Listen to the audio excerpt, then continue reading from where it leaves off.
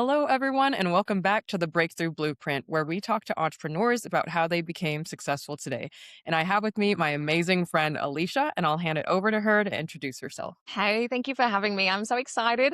I'll give a quick origin story, which might be somewhat relevant or inspirational to your listeners. So, Hmm. right now, where am I now? For the last four Uh-huh. years, I've been running and building my company, Persuasion Experience, seven-figure agency. I'm scaling it to eight figures. But where did I start? Because no one starts here, right? So, way back when. And when I was in high school, I wanted to be a Hmm. dentist. I got accepted into dentistry. I didn't want to be a dentist. I thought I could make good money, right? And I was like, I might go do that. I'm a small country town gal, like where I grew up in Australia is under 800 people. There's a pub or a bar, you guys might call it. There's a cemetery. You go in and you come out. Like, do you know what I mean? There's no traffic lights. That's the Gotcha. level I'm talking about here. And so when I finished school, I ended up having a gap year. So between Uh-huh. my high school and going to university or college, and I ended up working in a call center. And I didn't know what sales was. I worked in a fish and chip shop, like a pizza shop in high school. And I was like, okay, the goal is you're going to call them up. You're going to see if you can help them with their electricity. If they've got cheaper, you sell them. And if they don't, you let them go. Okay, easy. So I did that and I was really good at it because it was just trying to help them, right? So my first ever like real job was in cold calling and sales. After that, I ended up going to uni for marketing. Pretty useless, nothing about digital marketing, of course. But I Mm. ended up keeping this career in sales and eventually I got a role out of uni in a company called King Kong. And I was one of their first team members and built out their sales funnel and CRO team. So there, like it was from just myself to like a big cross-functional team. I did over 400 websites, landing pages, funnels in really weird niches like quit smoking hypnotist or porn addiction counselors and normal stuff as well. After that, I then went and kept developing that career in a place called Founder. So Founder, if you know them, they do like the 7, 8 figure courses. They got a big podcast and social media presence. So I built out their team, but I never thought I would be an entrepreneur or business owner. It was never on my realm of possibilities that I would Hmm. ever run my own business. I'm a very good leader. I love coaching people. I love helping people. I'm a very good employee as well when I was working for people. And so really the sort of how I got into business was freedom, like understanding freedom and personal autonomy and wealth creation. And so my partner and I during COVID, we shook hands one day over breakfast. We were like, let's quit our jobs today. Let's figure it out. And we did. I mean, I quit at 9 a.m. and then it got to 2, 3 p.m. and I was like, babe, don't dog me here. Go and quit your go quit your job. We're doing this. And then Hmm. yeah, and then our first year of business, we did pretty well. It was just us. We did 500,000 the first year, a couple of freelancers sticky tape together, but we got burnt out. We got Hmm. fat. We were very pasty. We hadn't seen sunlight in about a year, working 14-hour days. And we were like, this is not it. This is not Hmm. this is not what we signed up for. So Hmm.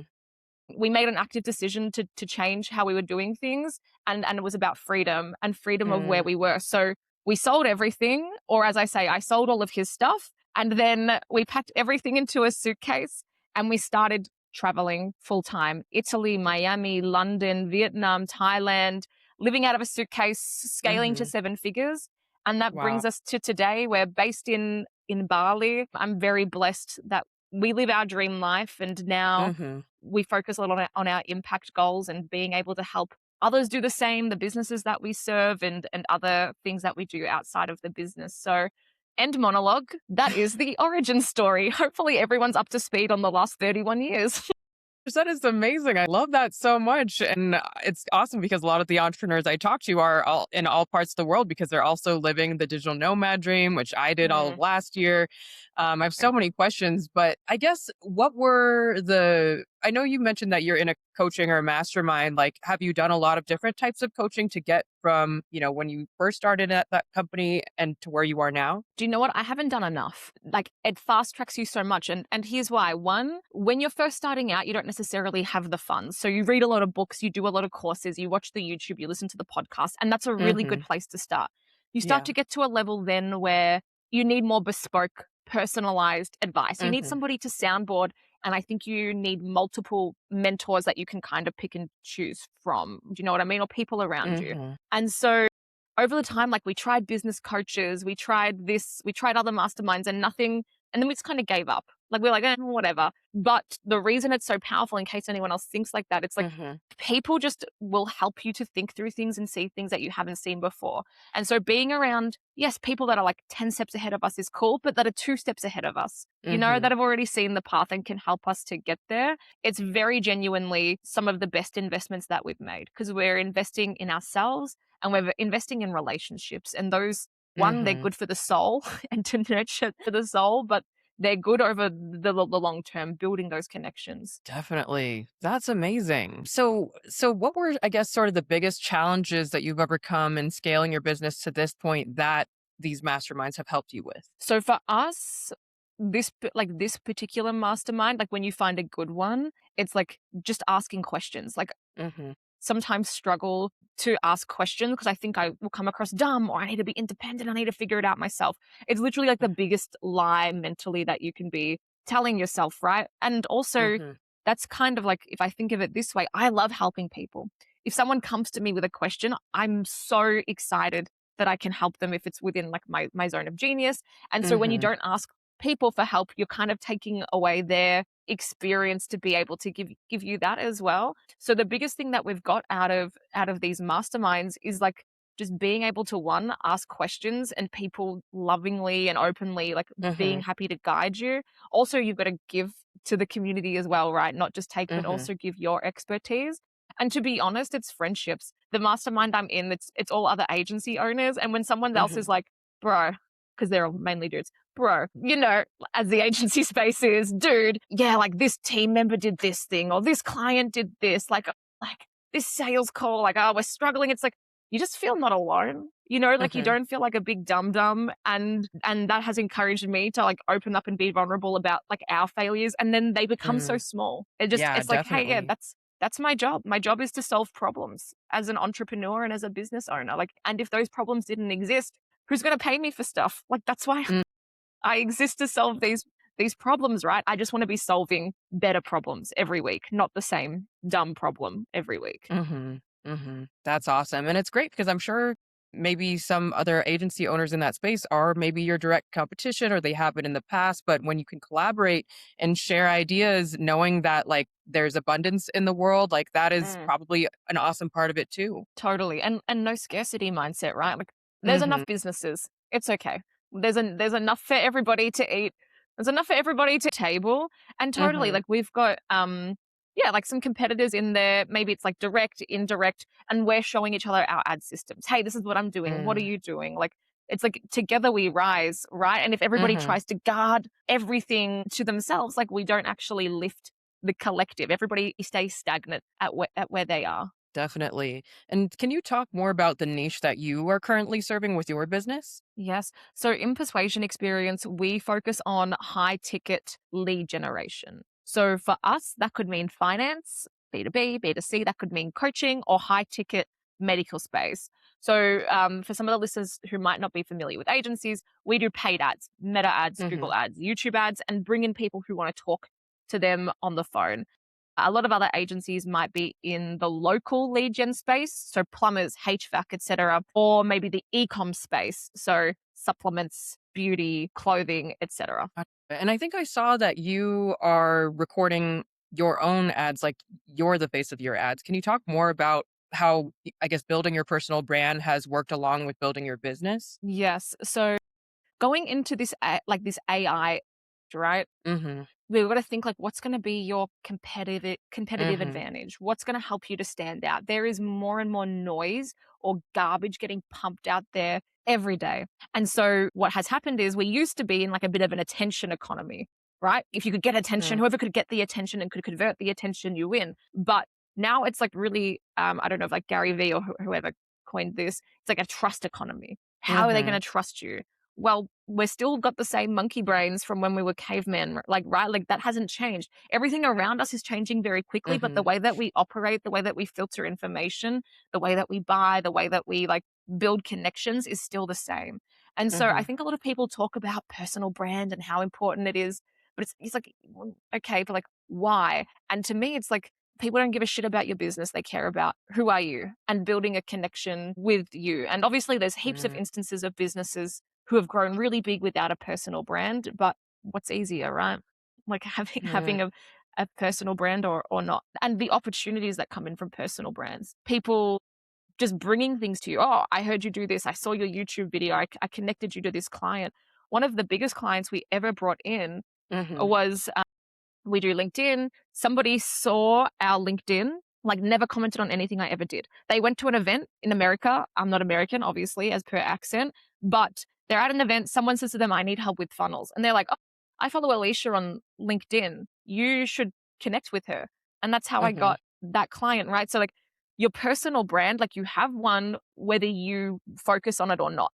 It's just whether mhm, you're amplifying it and you're putting it in front of more people, and whether you're helping to control the perception mhm. or dictate what that perception is going to be of you. Definitely. So what is your sort of like content schedule or how do you prioritize that content? Yeah, it's hard, right? Because I got to do a bunch of other shit in the business. So it's like finding time to get it done. And so now I'm very lucky. I'm not in the client fulfillment work, but that took Mm, time, right? And mhm, so the best way that we did it when we were like still doing like all the fulfillment for years, I was doing the sales, the brand, the fulfillment, the account management, the firefighting, everything, right? Like, I get it, pain in the butt. mhm, So the first thing is, how did we do it? One, we made the business a client of the agency. That was the only way to take it seriously. Okay, next client, persuasion experience. What are we doing this week? mm, What are the goals? What's happening? Having the team, like whatever size team we had, like holding ourselves accountable. Okay, I manage a persuasion experience. This week I'm doing this. Okay, cool. So it's like making it a priority. And then number two is like blocking it into your calendar. And number mhm, three is having a system, like figuring out just a minimum viable system to get you to do it. Like, that's the main thing, and not overwhelming yourself. Like, there was a time where I was mhm, like, right, I'm going to be on Twitter, YouTube, LinkedIn, Instagram. I'm going to do it all. Like, I'm going to dominate them all. And then I did them all poorly. Do you know what I mean? So then I was yeah, like, no, let's just get LinkedIn working. Done. Let's get YouTube. Let's add YouTube in. We don't all have the budget of Hormozy, right? Like, what's his overhead? I think it's like 80K, 100K in wages a month or something crazy. Like, mhm. we don't have that, so we have to be smarter with our capital, our time capital, our people capital, our money capital, yeah, and where we spend it. Definitely. So then also what is your opinion of like AI generated videos for like ad content and have you used that for your clients? Yep, heaps. My opinion is it's good, it works, and it's scarily like humans now. To be honest, like, we were making stuff on VO3 the other day, and I Mhm, can't tell what is mhm, AI and what's humans anymore. And I work in this space. mhm, So my opinion is, as a marketer, it's very exciting. Only 6 months ago, 8 months ago, when your client wouldn't record ads for you, you're like, mhm. oh well, frick, what are we gonna do? Now it's like, I don't care, I don't need you, you're annoying. I'm gonna use the AI and we're gonna do that. It's easier this So way. it's easier. I don't like, let's not talk. I'm just gonna work with the AI. Awesome. So from like a marketing point of view, it's unlocked a lot of that. But I also think Mm, there's a very big ethical conundrum. This is all moving very fast, that us as a society, we obviously, like, laws and regulations are trying, like, they're never going to catch up. So it's like, for me, when we run our ads, we'll never pretend to be a real customer, like a real, it's like, we call them AI ambassadors. So it's like, they tell stories.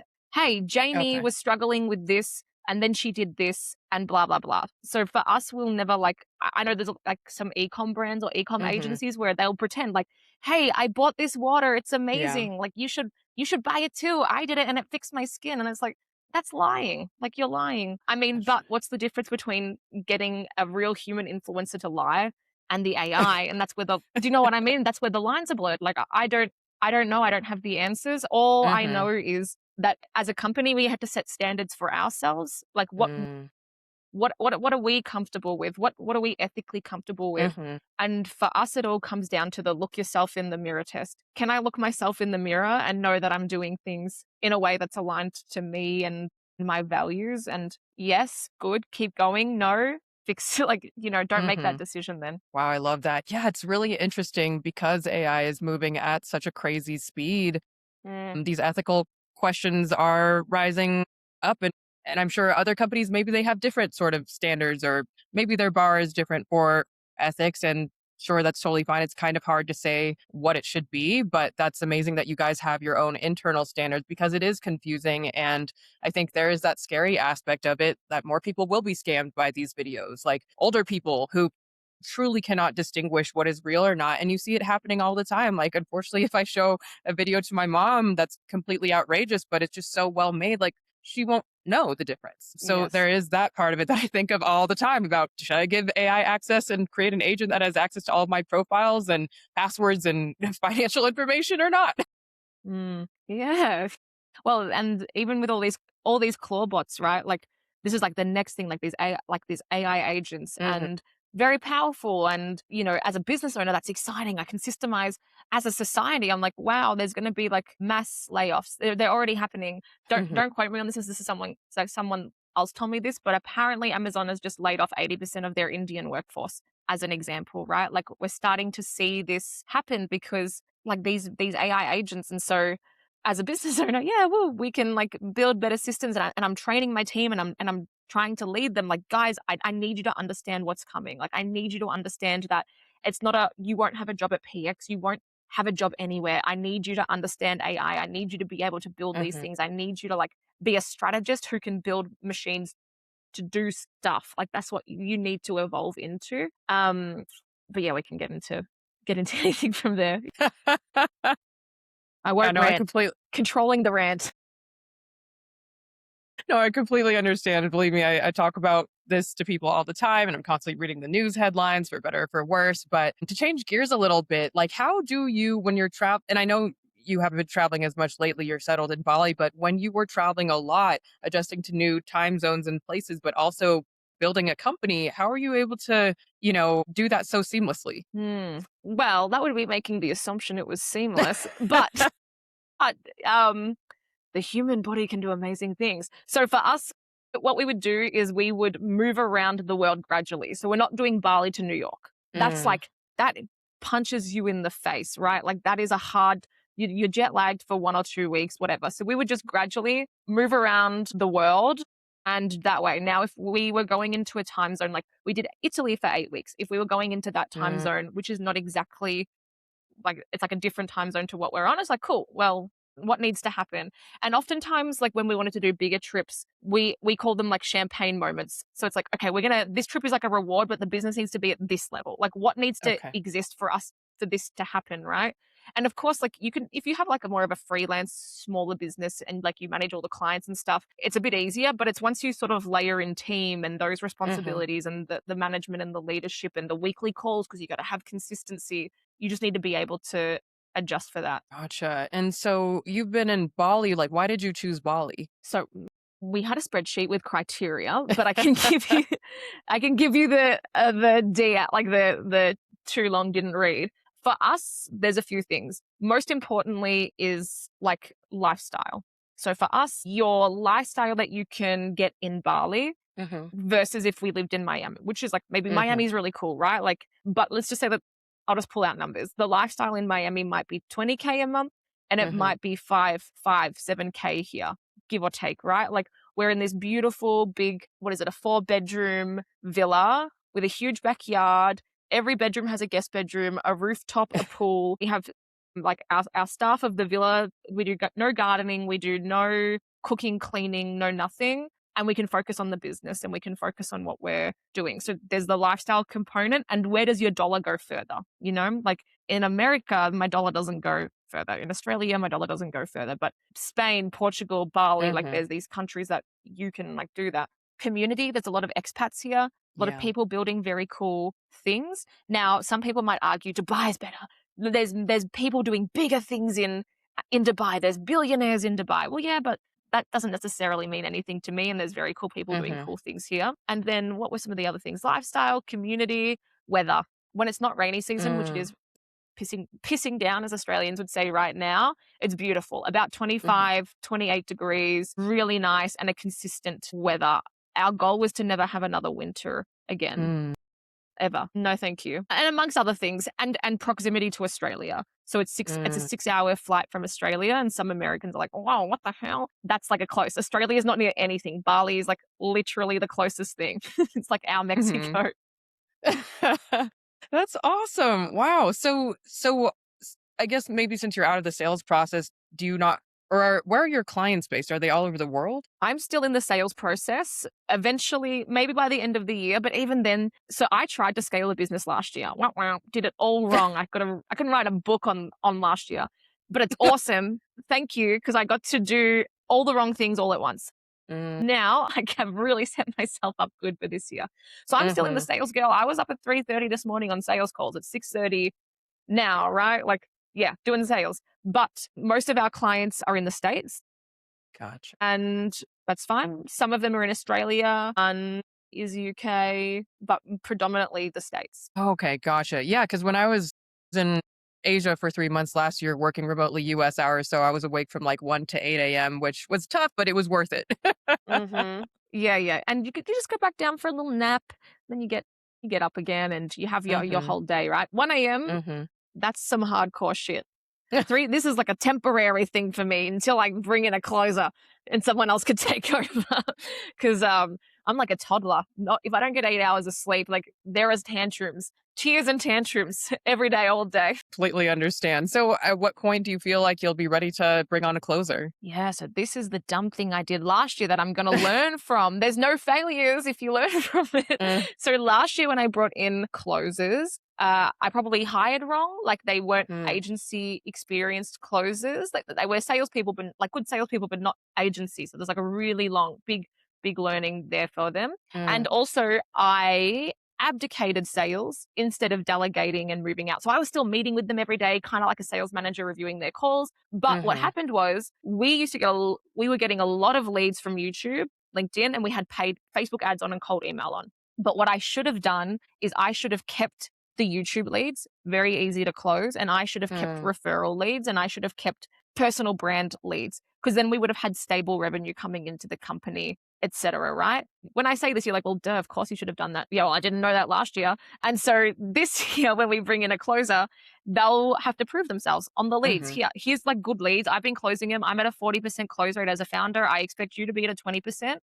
And when mm. you are closing these consistently over a 3 to 4 month period, I'll start to give you some of the whales, but not until you can prove to me that you can close these Yeah, and like you've got your system down pat. Am I going to give you these, which are like slam dunk? Like, I'm not going to give you the slam dunk leads straight away, right? Like, I need to keep definitely. a minimum amount of revenue coming into the company Mhm. and then still be taking sales calls until this person is proven, amongst some other things. But that is where I will focus when I bring in a closer again. Got you. Interesting. So I guess also then with clients that you take on, maybe they've tried like creating their own ad before. Where do you feel like are the biggest places that people struggle or make mistakes when setting up their own ads? When they're setting up their own ads. So setting up your own ads is execution. That's execution, right? But when it comes to marketing, there's research, strategy, Mhm. execution. It's a Mhm. system.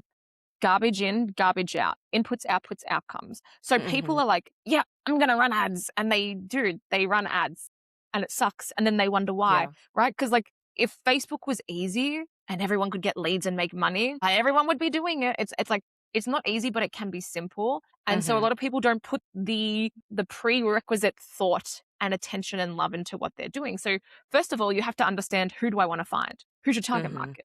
Who am I looking to find? Well, what's the conversation going on in their brain? What level of awareness are they at? What problem are they looking to solve? What have they already tried before? How am I going to enter that conversation? So there's target market. You've got to think about, okay, what is my authority? What's my positioning? What's my differentiation? What's going to be the offer? What's going to be the social proof that they care about? And then, yeah, people run ads, but your ads are worthless unless they convert. So where do you send that ad? The ad just gets the click. Where are you sending the ad? Well, it needs to go to a landing page, a Mhm. funnel. And those things are not optional. They're just every Mhm. touch point someone's going to have with you. So that's my speciality. So again, I won't rant at you for an hour, but to answer your question in a more direct way, it's like, well, what are people doing wrong? They're doing everything wrong. Mhm. They're assuming it should be easy and they think that they deserve it to work. You don't. You're Mhm. going in to compete in a very competitive arena. And you need to make sure that you have the right systems and the right Mhm. ammunition to go out and to win, right? You got to play to win, not just play to tick the box and test out your marketing. Definitely, that totally makes sense. So I know that people, I'm not an ads expert at all, but people will say things like, oh, the algorithm has changed, or Meta has made it more expensive, or they're harder to set up, or things like that. What have you found in terms of those changes and updates? Like, I would say those are excuses. Yeah, that always happens. Do you know what I mean? Yeah, get good at get good at what you do. Like, and this is the thing everybody's building. Like, has it gotten harder than 2008 glory days where you could do a fidget spinner and make 10 million? Yeah, like, yeah, it has. Does that mean it's impossible? No. And Mhm. if you have the frame that, oh, this is Mhm. hard, the algorithm, Yeah. cool. Then learn how to play the game. That just means that you never Mhm. like fundamentally understood persuasion, psychology, because that's all Mhm. we're doing. Like, Meta wants you to spend money. Meta's algorithm and their data is insane. Zuckerberg had to go to like court for it. So whatever is like that highest court that is over there, right? Like Mhm. he has so much data that happens. So it's like it's Mhm. actually easier than ever to get in front of the right person if you do it right. What I will say, of course, there is more competition, Yeah. even for agency owners now. Last year, there were 60,000 marketing agencies in the USA alone. That was 10% up from the previous year, Hmm. right? Even for me on my YouTube, I am seeing it. It's there's more business content. There's more people. People now can make AI generated garbage and they can Mhm. produce content. Yes, there's more noise out there. Like, how can you reframe that as an opportunity? Mhm. Do you know what I mean? That's all. It's like, okay, that's if that is a fact, how do I use this as a benefit to me? What advantages, what leverage do I have to compete in this environment? So, long answer short, Definitely. if you're blaming the algorithm, you're being a pussy and you're looking to blame you're looking to blame something externally instead of Mhm. thinking, how is this an opportunity? Wonderful. Definitely. Everyone else is going to struggle. What are they going to struggle with? How do I Mm. win? That's all you got to think. Love that. That's amazing. And for those people that, like me, that weren't able to attend the agency founders event, what were the biggest things that you learned from the speakers and people that you met? Yes. So let me recap some of that. One is a lot of the speakers spoke about the importance of personal brand, kind of like what we touched on earlier and how Mhm. that has impacted them. A lot of the Mm. speakers, because we were in Dubai, some of them were talking about how they've taken what's working in America and they're doing it in the Arab markets and making the equivalent money to the American agencies in small markets. So they were talking like, hey, there's these underserved markets out there where it's very easy to take what's working in other geos and go and do it. Now you can use that level of thinking with anything. I had a mate who built and exited a what was it called? Like a sauna blanket thing, right? Because it was working in the States, he brought it into Australia. Boom. So it's like, how can you Mhm. find what's working in other geos and Mhm. bring it into like a geo where it doesn't exist yet? So that was one. That was two, personal brand and that. One of the speakers spoke about in-person events and like showed what he was doing with Mm. in-person events, which I just believe a lot of this is like when we were talking, oh, what's going to make you different? In-person events. So here in Bali, I have to wait until Q2 because again, I've learned from last year about doing too much shit and not clearing the room on other stuff. But I want to run the number one marketing and events in Bali. So every time an entrepreneur or a business owner comes here, someone's like, Mhm. you got to see Alicia. Alicia and Matt, like, see what events they've got on. You got to go and like, you got to go and see them so that I can like leverage the power of in person because that's what I'm good at, talking at people. You're experiencing it right now. You're welcome. You know, building connections and that's what I enjoy and that's what gives me energy. So that was another thing. Mhm. And then let me think. One of the guys spoke about I already have an EA, but he calls his EA his life manager to take on like everything. Like everything. They do everything and organize everything for them to like really free him up. And then another speaker, Eddie, who runs the event, he's very good at like showing you to think big. The agency is not the end goal. The agency is a cash Mhm. flow machine to use that capital to deploy into other businesses, into other things to like really grow your wealth. And so I'm like myself and my partner who run this, we're really focusing on finishing level one, getting this cash flow machine working without us. Cool. Now, how do we use that capital to now go and diversify and reinvest? Mhm. Mergers, acquisitions, doing like the next level of the game, basically. Wow, that's awesome. I love that. Well, I guess just to wrap things up, do you have any advice for people that want to do what you're doing, whether it be an entrepreneur or be a digital nomad? Yeah. And by what I'm doing, we would say not doing the dumb shit of last year, but like traveling, traveling or like scaling. Which part specifically? I guess any of those things. Well, scaling probably would be most, yeah, relevant. Yeah. One of the biggest things that I've learnt is to make sure you know what you want. Don't run another person's race. Don't get to the top of a mountain, and then look around and realize you climbed the wrong mountain. And Mhm. so to really be intentional about building a business for you, you're the number one stakeholder.